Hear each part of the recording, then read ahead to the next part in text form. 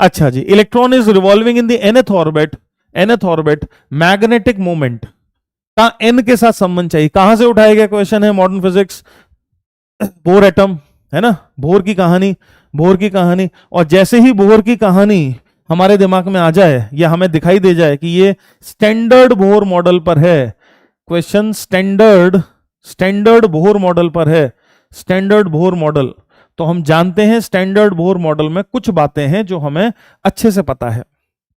Dependency velocity की या speed की, एनर्जी की और रेडियस की। कि हम जानते हैं कि radius r standard Bohr model में is proportional to n square by z, speed v is proportional to z by n, है ना, and energy E is proportional to obviously z square by n square. ठीक, अच्छा जी, और बात किसकी हो रही है? बात हो रही है मैग्नेटिक मोमेंट की। मैग्नेटिक मोमेंट को भी हम अलग से जानते हैं, it is basically magnetic dipole moment.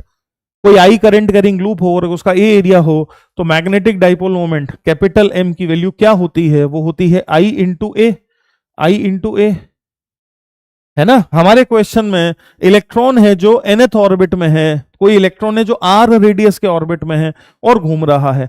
हमारे क्वेश्चन में एक इलेक्ट्रॉन है, जो इस प्रकार से घूम रहा है ना। तो कोई इलेक्ट्रॉन है जो ऐसे घूम रहा है, ठीक है भाई। तो क्या ये इलेक्ट्रॉन अगर r रेडियस के सर्किल में घूम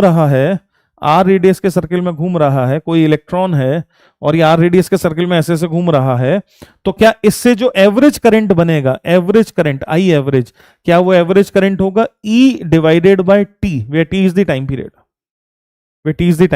टाइम पीरियड को कैसे लिखेंगे? 2 pi r by v. So this is equal to E divided by 2 pi r by v, है ना। तो आपको क्या मिल गया? आपको करंट मिल गया। इसको एरिया से मल्टीप्लाई कर दें तो क्या इसकी वजह से जो मैग्नेटिक डाइपोल मोमेंट बनेगा, क्या वो हो जाएगा average current into area? Area कितना है? Pi r square. Hence I average current into pi r square, average current into pi r square. Hence this would be then equal to, average current है e v divided by 2 pi r multiplied by pi r square. ध्यान से समझना, चूंकि हमें केवल n की proportionality चाहिए, मैं ये इंटरेस्टेड हूं समझने में कि मेरा m किन किन चीजों पर किस तरह से डिपेंड कर रहा है।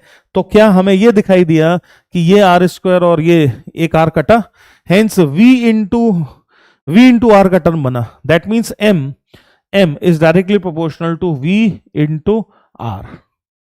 v और r दोनों की प्रोपोर्शनलिटी हमें पता है, हेंस क्या dipole moment m would be proportional to n square by z into z divided by n, तो would be directly proportional to n। Answer आ गया ए,